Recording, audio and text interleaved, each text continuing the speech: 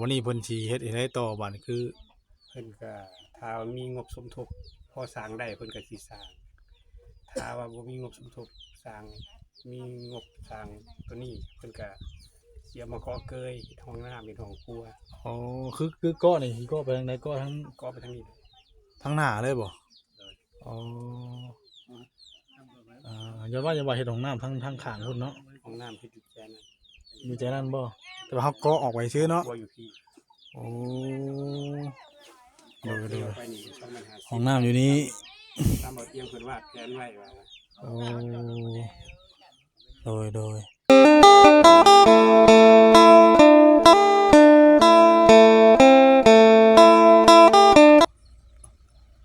ยพี่น้องเนาะเปิดภาพมาวันนี้ก็อยู่ที่หลังบ้านหรือว่าหลังเฮือนทางไออาดพี่น้องเลยโอ้ถือว่าโดนแล้วบ่ได้เข้ามาก็แต่เพิ่นสิพากันเก็บไม้เก็บตอกมาเฮ็ดกระตูบนั่นแหละพี่น้องเนาะวันนี้เพิ่นเป็นเฮือนเป็นซ่านหลังบักใหญ่บ้านนี้เนาะ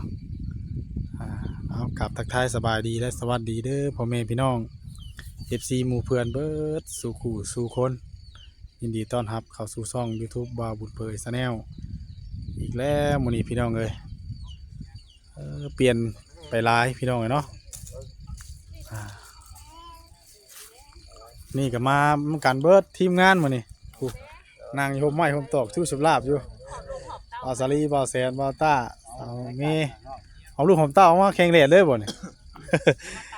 พอดีว่าพากันกลับมาแต่ขึ้นเฮือนใหม่น้องเตี้ยพี่น้องเนาะก็พากันขึ้นมาเลยเนาะอ๋อแจ่มแท้นี่สีแดงทั้งบอลเผยก็เห็นอยู่พี่น้องเนาะในคลิปทั้งแซนเข้ามาแล้วบ่เตียเข้ามาบ่เตียมคนเฮ็ดเฮือนหลังนี้เนาะแต่ว่าทั้งบอลเผยผมมีโอกาสที่ว่าได้เข้ามา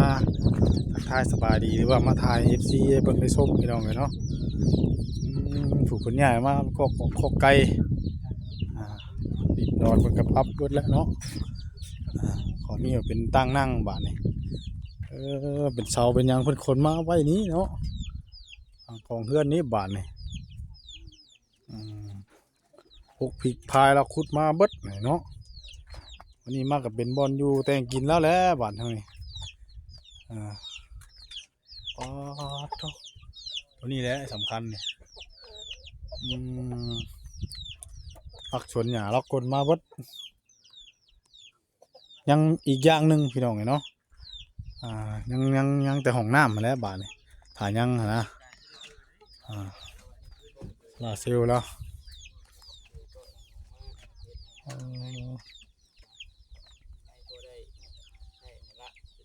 ทางไรทะเบียนสบายดีเลยได้ถามไทยเบิ่งแล้วบ่อ๋อเพิ่นก็พากันชวนกันยังเนาะน้ำบ่เฮือนเราเนี่ยกระเบื้องก็มีเนาะหลังบักใหญ่บาดนี้เนาะทางไงกว้างตึงนี่ไอ้คือชอบมึงได้อยู่บ่นี่สวัสดีเด้อทางไอ้อาดโดยบ่ได้มาช่วงเฮ็ดเฮือนเพิ่นน่ะพี่น้องเลยเนาะยากเวียกแน่โอ้คักอีหลีนี่ว่าไฟมันต้องใส่โซลาร์เซลล์เนาะโดยให้คืออยู่ผู้เดียวมื้อนี้เดินเข้าไปในบ้านโอ้ไปดีเด้ออยู่ที่ว่าบุญเลยโดยช่วงที่ว่าทั้งง่ายเพิ่นเฮ็ดเฮือนเนี่ยทั้งบ่เผยก็บ่ได้เข้ามาพี่น้องเนาะข้าไปและเฮ็ดสวนมันและอ้ายเลยไปเข้ามาแต่ก็เบิ่งในคลิปอยู่ในคลิปของบ่าวแสนบ่าวเตียงหยังนั่นแหละเอาดีใจครับทั้งไอ้อากับเอ้ยเพิ่นว่าเนาะเฮือนได้ซานแล้วแต่บัดนี้ก็ยังห้องน้ำได้บัดนี้เนาะมีแล้วทางใดเข้ามาแน่บ่มีแล้วบ่ยังเลยทางบ่เตียงเพิ่นก็บ่ได้ว่าที่ไหนบ่ทางบ่เตียงก็เพิ่นก็รถทบอยู่รถทบอยู่ถือว่าเม็ดเช็ดเลยเพิ่นมาเฮ็ดให้เนาะพี่น้องเนาะทางบ่เตียงดินยังเพิ่นก็ทยอยเอาเข้าแต่แถวนี้เนาะอ้ายเนาะยังบ่แล้วเนาะเอาเข้า หมดนี่แหละ เอาเข้าบ่เลยบ่ยายทั่วนี้ละมาก็แต่จำได้ก็ได้ว่าทั้งอ้ายกับเอื้อยเพิ่นขนไม้อันนั้นมาได้พี่น้องขนไม้มาเฮ็ดกระตูปนั่นมามื้อนี้บ่ขนมาเบิดเลยบัดนี้เนาะ โดยแป้นไปแล้ว แปลมาแล้วบ่เดี๋ยวไปบ่เห็นแล้วบัดนี้หนุกง่ายมาเบิดแหละเอาดีใจนำอ้ายพี่น้องเนาะแต่ว่าบัดอันนั้นได้ใช่พวก นั่นก็บนของเบาเสียงเพิ่น ส่วนของบ่เสียงเพิ่น โดย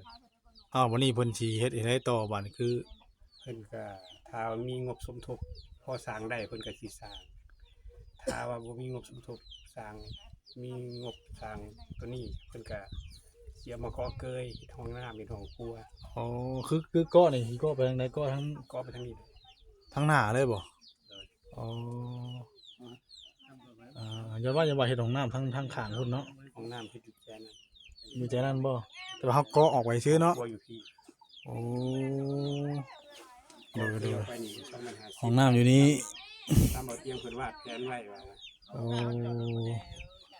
โดยเป็นก็ว่าไว้แล้วพี่น้องเนาะแต่ว่าถ้ารอสมทบอยู่ดีใจแห้งได้เนาะอ๋อใหม่ตอกนี่คักก็ดีได้พี่น้องเนาะ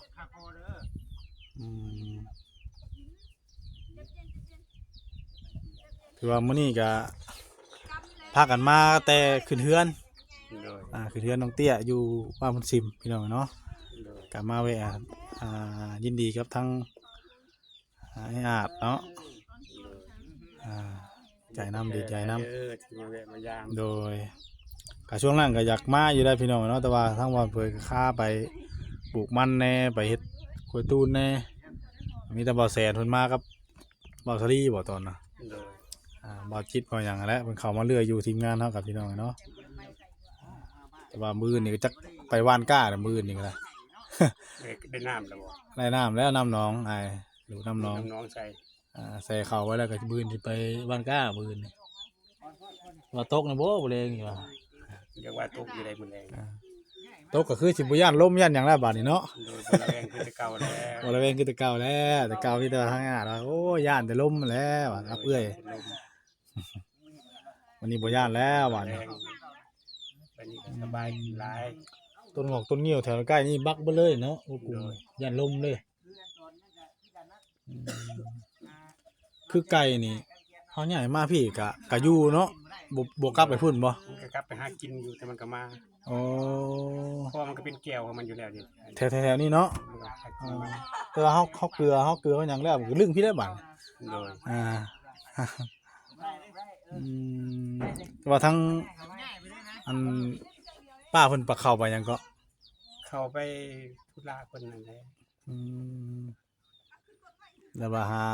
แนวค้าแนวขายบ่ถือว่ามื้อนี้ร้อนแล้วมื้อนี้ยันตกอยู่มื้อนี้ มื้อเช้านี่ลมดีๆแต่มื้อเช้า โอ้เตียงพอดีได้2อันเลยเนาะ โดย นั่น บ่แซนเพิ่นเอามามอบให้ เตียงว่าแสนบ่ โดย อื มี ม ของผู้ขายเอง นี่ของทางอ้ายพอดีโอ้ยันโกะเท่แบบนี้ มันถอนแล้ว ถอนได้ต้องตอกตรงไม้จักรถอ้ายเอาดินเข้ามานี่ 10ลูก 10รถ โดย ทางผู้ใดเนี่ย10รถนี่ ทั้งบ่อเตียงอย่างเดียว ทางบ่เตียงเลย เงินซาลันแฟนกับบ่อเตียง บ่เตียงไปเลยบ่ได้มีส่วนทางอื่นบ่ มีเบาลีกับเบายาว บ่ลีบ่ยาว พวกนำโดย และบัดนี้อันที่ว่าอันทางเว้านั้นมาแจ้งไว้ตอนนั้นได้ว่าสังกะสีนี่จ้ะ สังกะสีก็บ่ได้นำใส่ของเพิ่นเพราะว่าเพิ่นเอาโลซิม อ๋อบ่ได้นำใช้ก็เลย เอาไว้ใส่ตอนก่อกระทืบนี่ออก อืม คือว่าสร้างหลังนั้น โดย ถ้าเพิ่นนำผู้ค้าก็เว้าก่อนบ่ได้เนาะแล้วแต่เพิ่น แม่นได้แต่เพิ่นเนาะเอากับเบิ่งไปแล้วแต่เพิ่นบริหารให้กินข้าวยังแล้วมื้อนี้ ที่เขาก็พัดหน่อไม้ ผัดหน่อไม้ทางบ้าเพิ่นจะบ่ไปหา บ่หน่อไม้ซื้อมาเติมเพิ่นทางทีมงานเพิ่นซื้อมาฝาก โอ้ผัดหน่อไม้พี่น้องเอ้ย เราเคยกินข้าวมาแล้วบ่ กินมาแล้วกินมาแต่วงขึ้นเทือนเรียนน้องเตี้ยพุ่นแหละพอดีแล้วยายใช้ช่วงแดดนอนตอนแรงตอนเช้าเนาะ โดยเมื่อเช้านี้ก็ได้น้อยเดียวแล้วได้เอา ต้องใช้ผ้าไปเพียงเดียวฝนตกลงมามันก็เจ็บเลยเจ็บกักนี่ไม้ค้างไม้ยังกับหนามไงไม้ก็มีแต่ไม้ไม่ไม้เพื่อเลยพี่น้องเนี่ยไอ้แป้นนี่ก็ไม้ย่างกันไปจังเลยคักเลยงามหลายผู้ทางทีมงานก็พากันมาแต่หมองเดียวกันซุ่มเซลอยู่ครับผม หน้าพระคางเราบ่ผมเคยนอก ฮะ คือหน้าพระคางว่า แมน กระปุ่มสุ่มเย็นอบอุ่น ขอบคุณนะ มีทำงานมากกับเงียบเหงา ถ้ามีคนมากอะลมเย็นว่ายๆที่ก็อีกอันหนึ่งได้เนาะถ้าว่ามีทีมงานมาเยี่ยมยามไทยก็พอมีหมู่เว้าบ่นี่ก็ม่วนอีกอย่างหนึงแต่ก็เข้ามาเรื่อยหรอกทางทีมงานกับทีมงานนั่นแน่ทีมงานนี่แน่ โดย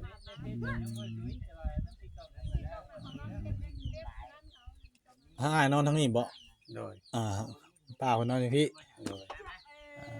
ป้าน้อยเนาะ โดย แม่นบ่ โดย ลืมชื่อแล้วแหละพี่น้องเอ้ยห้องไม้เดียวผมเคย ฮะ เสียงห้องไม้เดียวคือขึ้นไม้เดียว ผาดังกันบ่มืดผลมากเลยพี่น้องเอ้ยผู้โอ้อะไรไปจับอึ่งยักษ์แมลงนี่ ย่านอยู่ ยานอยู่ คันมาเที่ยวนี้นักเลย อืม แห้งเลยคันมาเที่ยวนี้ พายุมันบ่ ฝนน่ะ ผลนะ พอกั้นมาถึงเลย ยันแม่นอ้ายเพราะว่าคือช่วงมันตกช่วงหลายมื้อที่ผ่านมาตอนนั้นน่ะทั้ง ตกกระตุกบ่เต็มที่ ทั้งน้องใบก้านไปเฮ็ดสวนมันพุ่นน่ะตกบ่แบบไว้นี่แหละแห้งที่ใดตกโค้งเลยโค้งพุ่นโค้งพี่อยู่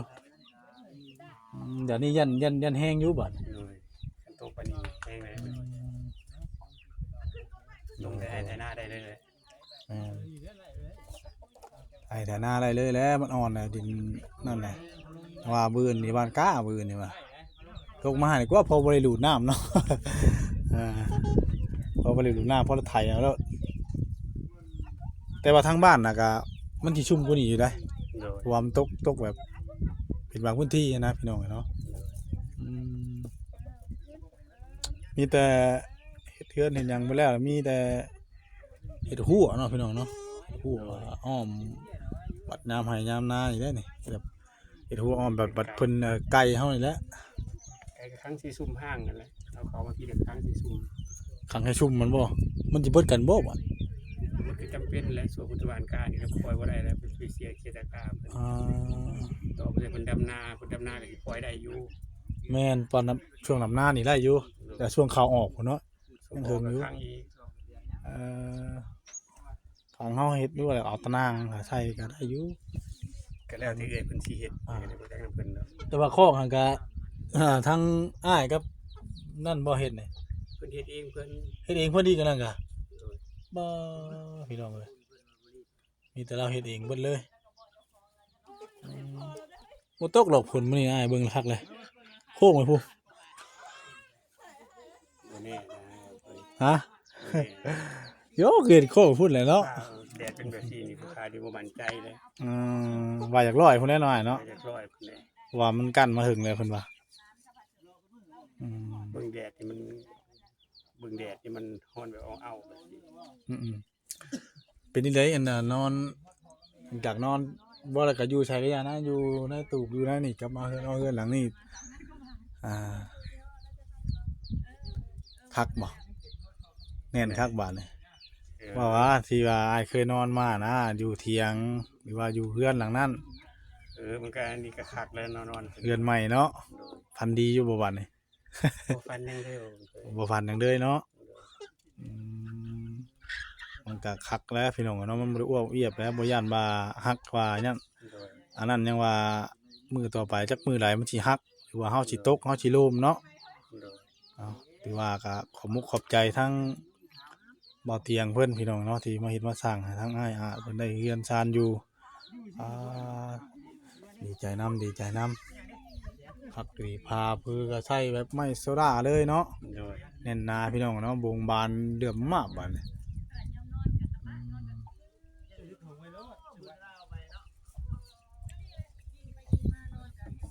เป็นไม่ย่างหรือว่าไม่กรุงนี่แหละพี่น้องเนาะจักมือก็เพิ่นมาเฮ็ด 4 มื้อ 4 มื้อ 4 มื้อ แล้วเลย แล้วเลย ขึ้นนอนเลยบาดนี้ ขึ้นแล้วคือมื้อคืนแล้วคือมื้อนี้มื้อนี้ขึ้น โอ้ แล้ววันพฤหัสที่แล้ว โอ้แล้วพัดที่แล้วนี่ก็ วันศุกร์ มันชุกมา ถ้าวันเสาร์วันศุกร์ก็ขึ้นเลย ขึ้นเลยเออคักดีใจนำพี่น้องเลยเนาะอันนี้ลมมาอีกแล้วจะว่าโตกดีประจักษ์ ขึ้นก็ขึ้นง่ายๆนะแบบเลย ขึ้นไปไม่ง่ายได้บ่ แกงคันหาขึ้นพระเขาพาเดียวขึ้นเลย เอาก็เอาแบบที่เฮานั่นแหละ เขาบ่มีเขาก็เฮ็ดตามที่ตามคองเอาพอบอกกล่าวเราแจ้งเจ้าที่เจ้าทาน แม่ว่าก็หันนอนได้หลายคืนน่ะเนาะ หาครูหาคนมาเฮาก็บ่มีกับข้าวกับปลาเลี้ยง มีแนวอยู่ในกินให้เพิ่นเนาะ โดย ทำได้มาแล้วมันก็ต้องได้ใช้หลายคือบ่อนนะไหนมันง่ายนะไหนมันอันเฮาก็พาขึ้นไปแล้วก็แล้วเลยสพี่น้องไอ้เนาะมื้อนี้หาย่างรอบมันก่อนเนาะคือว่ามื้อนี้ก็มาเยี่ยมยามทั้งญาติเพิ่นบ่มีหยังเพราะว่าพากันกายขึ้นมาพี่น้องไอ้เนาะทางบ่อนเพิ่นก็ล้นแล้วบ่ได้เข้ามาหาทางอ้ายเพิ่นมื้อนี้ก็มาดีใจนำอ้ายเพิ่นมื้อนี้ได้เฮือนได้บ้านหลังใหม่แหละมีแต่ว่าเพิ่นสิพากันวางแผนไว้ที่เกาะเทิบทางหน้านี่เนาะแล้วก็ห้องน้ำบัดนี้พากันก็ห้องครัวบ่ ห้องน้ำพ่อของครัวพ่อ โอ้คือเพิ่นวางแผนไว้น่ะห้องน้ำพร้อมแล้วก็ห้องครัวพร้อมแต่ว่าห้องน้ำเนี่ยยังบ่มีทั้งงบทั้งใดบ่ ยังเบิดนี่ ยังบ่ทั้งสองอย่างเลย ยังเบิดทั้ง3อย่างก็กระเทือบก็ยังบ่มี พี่น้องเนาะหลักๆก็คือตัวห้องน้ำนี่แหละก่อน โดย เพราะว่ามันไปไทยกันเด้นี่ทำกลางคืนน่ะสะดวกอยู่ เอาโอเคแล้วจ้าเด้ออยู่ดีมีแฮงเนาะสบายดีเด้อดีใจนำ เยี่ยมมายาม โดยมีหยังมาฝากมาต้อนอ้ายเพิ่นมันยังน้ำไผจะมักอันนี้ซื้อมานี่ บัวตาเลย โอ้คือบ่ขายกินยากินน้ำกินได้เด้อเออ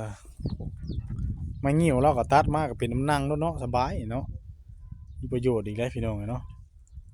ผ้าก็เสียงหลังคือค่ำมาแหละห้องน้ำเพิ่นว่าสิตั้งอยู่พี่พี่น้องเนาะห้องน้ำอยู่พี่แล้วก็เกาะครัวออกมานี้เห็นเนาะเกาะเทิบออกมานี้พี่น้องเนาะถ้าผู้ใหญ่ท่านใดสงสารร่วมสมทบกับสมทบเข้ามาได้พี่น้องเนาะทั้งบ่อนเพยยินดีเป็นสะพานบุญให้เบิดทุกทานเด้อพี่น้องเนาะโอเคสำหรับคลิปนี้ทั้งบ่อนเพยการลาพี่ลาน้องไปซะก่อนแล้วพบพ่อกันคลิปหน้าคลิปต่อไปเด้อพี่น้องเด้อผิดพลาดประการใดขอโทษขออภัยขอกล่าวคำว่าสบายดี